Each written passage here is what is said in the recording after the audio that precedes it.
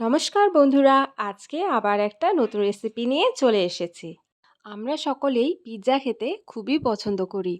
তাই সবসময় বাইরে পিৎজা অর্ডার না দিয়ে নিজের বাড়িতেই যখনই ইচ্ছে করে তখনই বানিয়ে ফেলতে পারো এই পিৎজা।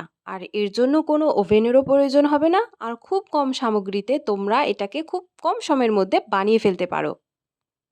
আর নিত্য নতুন রেসিপি পেতে আমার চ্যানেলটাকে সাবস্ক্রাইব করবেন।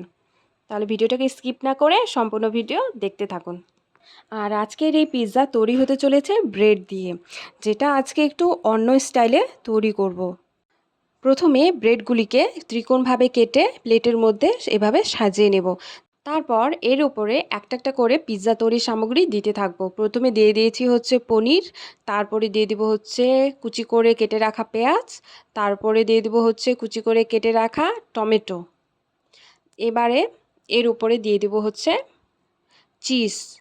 আর বন্ধুরা, তোমরা দেখতে পাচ্ছ এই পিৎজা সম্পূর্ণরূপে তৈরি হচ্ছে খুবই কম সামগ্রী দিয়ে।